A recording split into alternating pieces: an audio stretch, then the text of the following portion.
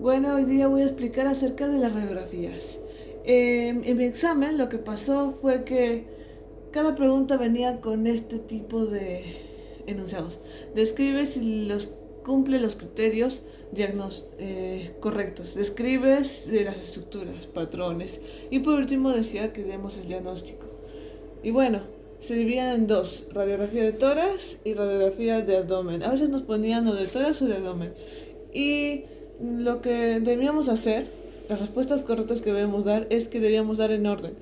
Decir la proyección, si era antero-posterior, posterior-anterior, lateral. Dependiendo de la imagen se podía visualizar eso. Y dependiendo de cómo estaban ubicadas las escápulas también se podía ver. La posición teníamos que definir. A veces en bipedestación, en el caso del abdomen, en bipedestación, la posición de bipedestación era un poco más corrida, y en decúbito más bien el abdomen se extendía, mostrando las vértebras un poco más separadas. Luego se tenía que ver la rotación si era adecuada, si las clavículas eran equidistantes.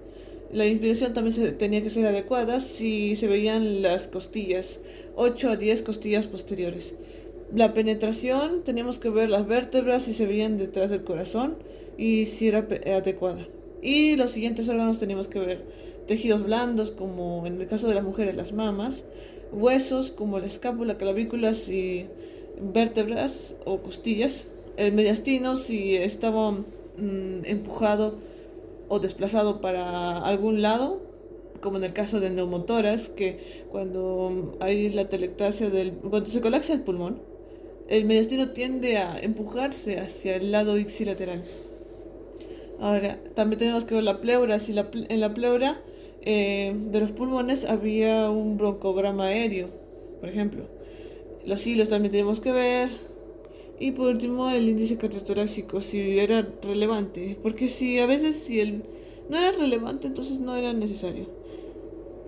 Ahora, y teníamos que dar el diagnóstico. Algunos vino enfisema, otros vino, digamos, neumotórax, así. Y otro vino TBC, creo, pero más vinieron signos de radiografías. Ahora, pasando a abdomen, es algo similar. Proyección, posición, inspiración, que tenemos que tomar en cuenta cuántas vértebras se podían ver y cómo se veía el abdomen en la inspiración máxima, si se tomaba la radiografía en esa posición. En la exposición tenemos que ver si la placa era sobreexpuesta, o sea, si era oscura, o si era subexpuesta, si era blanca.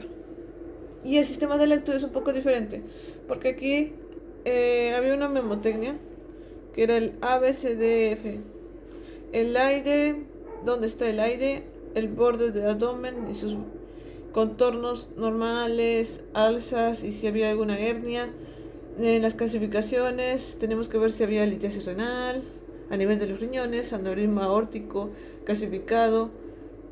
Necesidades óseas, tenemos que revisar la columna, lumbar, pelvis, arcos costales y buscar fracturas de aquellos huesos.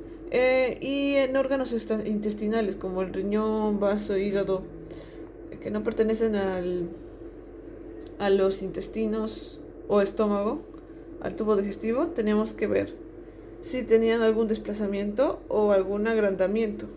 Y por último, ver si había aire libre.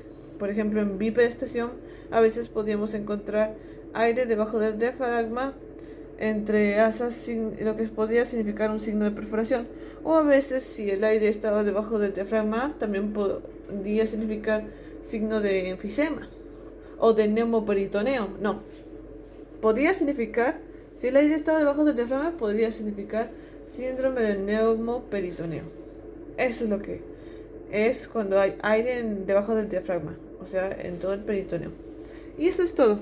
Eso sería todo lo que tendría que saber acerca de radiografías.